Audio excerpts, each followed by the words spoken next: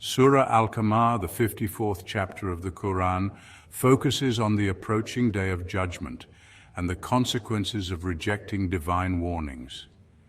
It uses historical examples of past nations who faced God's wrath for their disobedience, like the people of Noah, Ad, Thamud, Lot, and Pharaoh. The surah also mentions the splitting of the moon as a sign of the nearness of the hour and the disruption of the universe.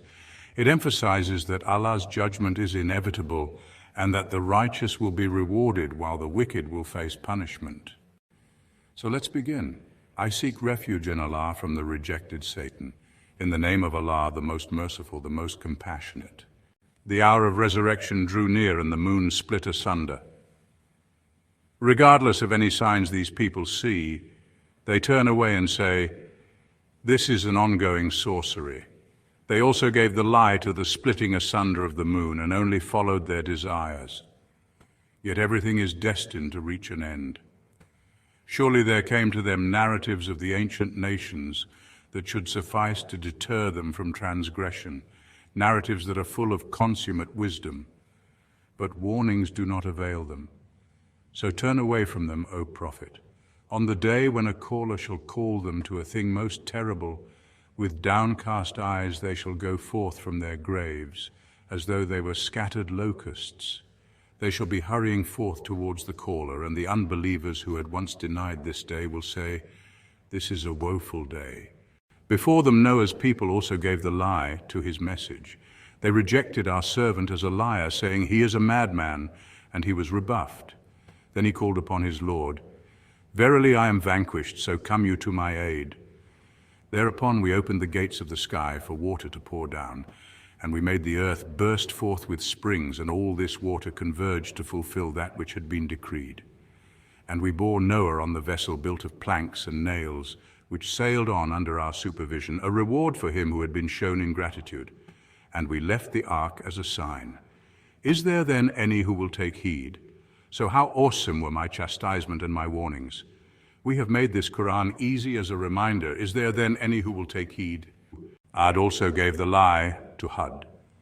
So how awesome were my chastisement and my warnings? We sent a tumultuous wind against them on a day of unremitting misfortune, which tore people away and hurled them as though they were trunks of uprooted palm trees. So how awesome were my chastisement and my warnings? We have made the Quran easy to derive lessons from. Is there then any who will take heed? Thamud gave the lie to the warnings, saying, "Are we to follow a single mortal, one from among ourselves? If we do that, we shall surely be in error and folly.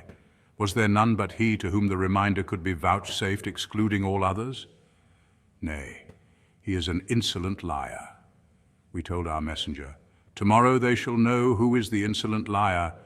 We shall send the she-camel as a trial for them. So watch their end with patience. Let them know that the water should be divided between them and the she-camel, each availing their turn." Eventually they summoned their companion, and he undertook the outrageous task and hamstrung the she-camel. So how awesome were my chastisement and my warnings! Behold, we sent a single blast against them, and they became like the trampled twigs of a sheep pen builder. Surely we have made this Quran easy as a reminder. Is there then any who will take heed? Lot's people also gave the lie to the warnings, and behold, we let loose upon them a tempest which rained stones upon them, except upon Lot's household, whom we rescued in the last hours of the night as a favor from us. Thus do we reward those who give thanks. Surely Lot warned his people that we shall seize them with our chastisement, but they doubted the warnings. Then they even solicited his guests from him, whereupon we blotted out their eyes, telling them, "Now have a taste of my chastisement and my warnings." Indeed, an abiding chastisement came upon them in the morning. So have a taste of my chastisement and my warnings. Surely we have made this Quran easy as a reminder. Is there then any who will take heed? Warnings also came to the Pharaonites, but they gave the lie to our signs to all of them. Thereupon we seized them with the seizing of the most mighty, the most powerful. Are your unbelievers of Makkah any better than they? Or have you been granted any immunity in the scriptures? Or do they say, "We are a strong legion, strong enough for victory"?